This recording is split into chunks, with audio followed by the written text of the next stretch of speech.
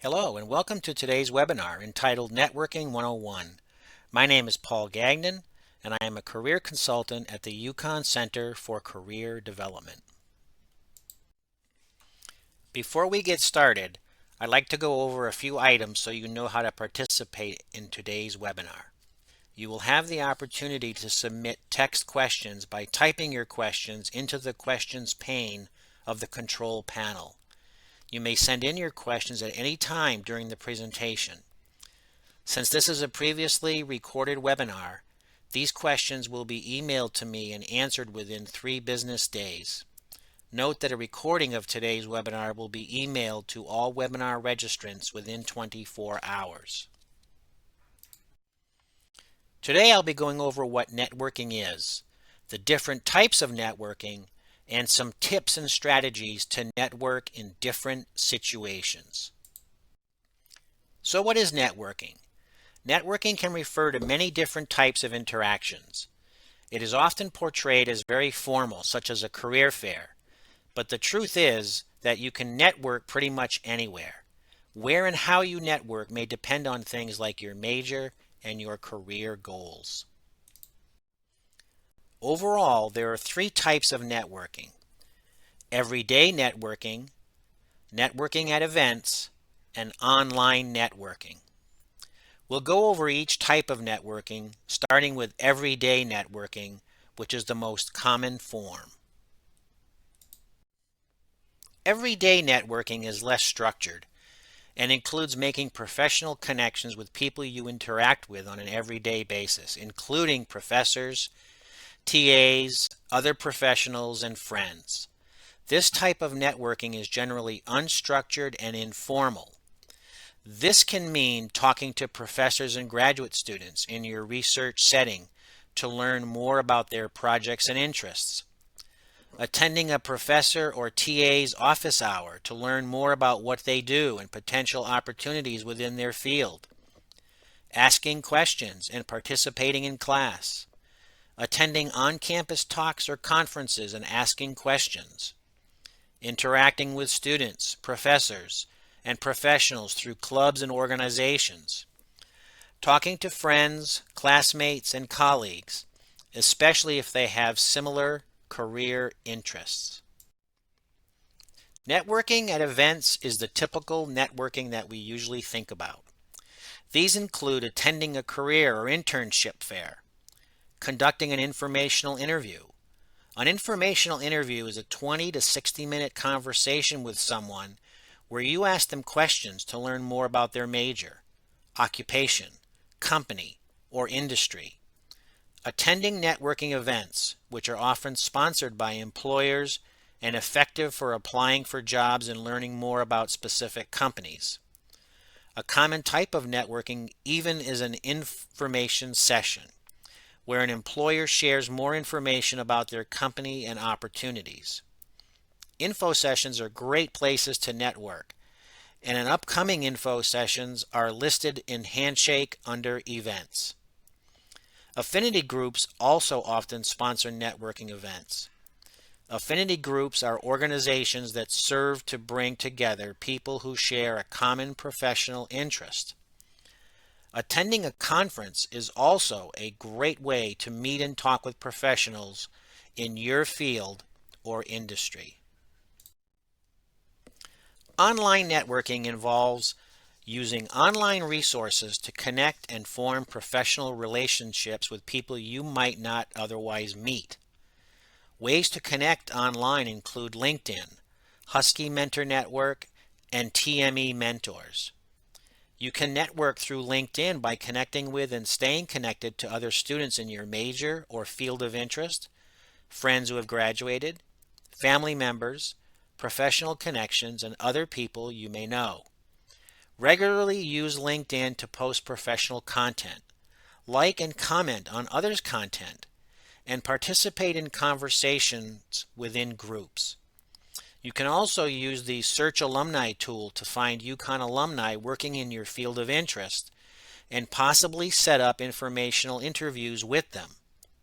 Schedule a LinkedIn consultation with a career coach for individualized help with building your network with LinkedIn.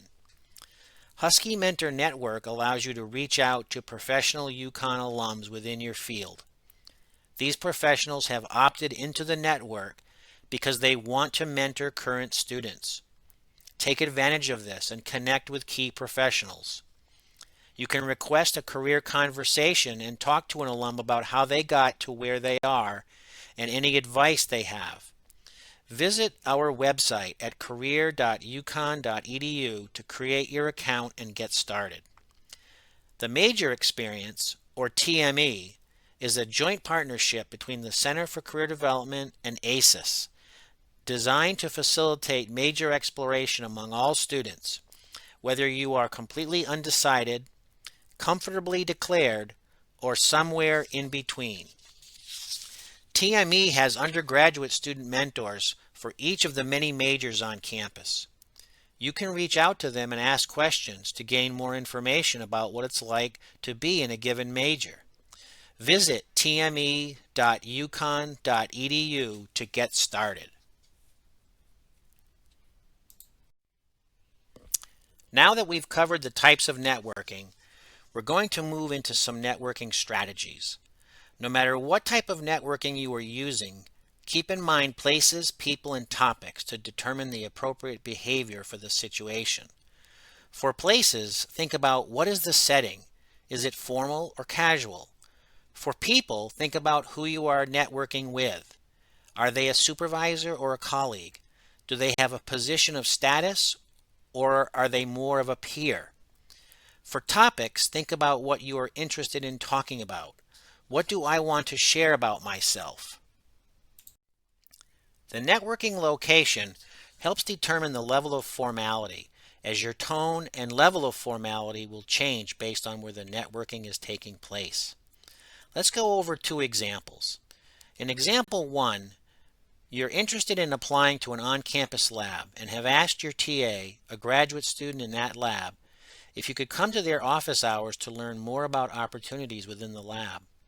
This is probably pretty informal, as it is during their office hours, a casual setting. In example 2, your conversation with the graduate student goes well, and you decide to apply to the lab.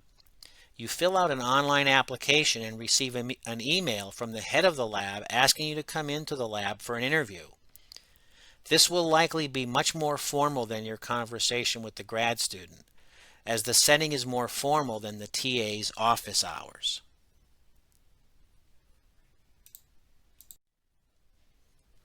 Similar to places, your tone and level of formality will change based on who you are talking to. Whether it's an employer or a friend, you need to know your audience. Pay attention to the language the other person uses for clues about formality. Let's go back to our example of applying to an on-campus lab. During the first example, the person is meeting with the TA. During the second example, they are meeting with the head of the lab who has invited them in for an interview. The interview will likely be a lot more formal than the meeting with the TA because the language used by the head of the lab indicates the appointment is an interview instead of a meeting. Also, the head of the lab is most likely a professor, which indicates higher status and formality than meeting with a grad student. The last of our networking strategies is to think about topics. Make sure you know something about the position or opportunity that you're discussing and try to stick to relevant topics. Make a list, either a physical list kept in a Padfolio or a mental list of your experiences and interests as they are relevant to the position, field, or opportunity. A good way to consolidate this information is with an elevator pitch, which we will discuss in the next slide. During your conversation, make sure that you stay on topic and prepare 3 to 5 questions per person that you will be networking with. An elevator pitch is a brief summary of your skills and experiences as they apply to a particular job or networking experience. Generally, elevator pitches are 15 seconds to 1 minute long. This is pretty short, so you may need to make some decisions about what to include and what to cut from your pitch. Begin by introducing yourself with your first and last name, major, and expected graduation year. If you don't have a major, you can say you're exploratory or mention an emerging academic interest. Then talk about a past experience from your resume.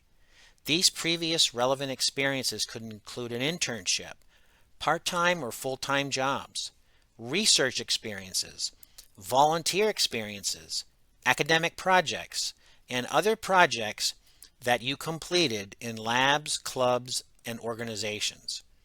Describe what you did at that experience, some skills you used, and what you accomplished.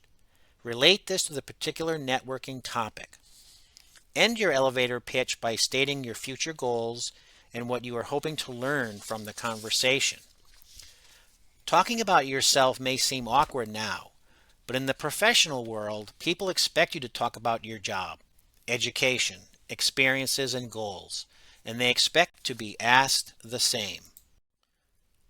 Well, that wraps up my content on networking. As a reminder, you can still submit questions through the questions pane in your attendee control panel. These questions will be emailed to me and answered within 3 business days. Thank you for attending today's webinar, Networking 101. Please visit our website at career.uconn.edu for more networking resources. Once you leave today's webinar, you will be directed to an evaluation for the presentation, and we would appreciate if you would complete that and provide your feedback. You will also receive a follow-up email within 24 hours with a link to view a recording of today's webinar.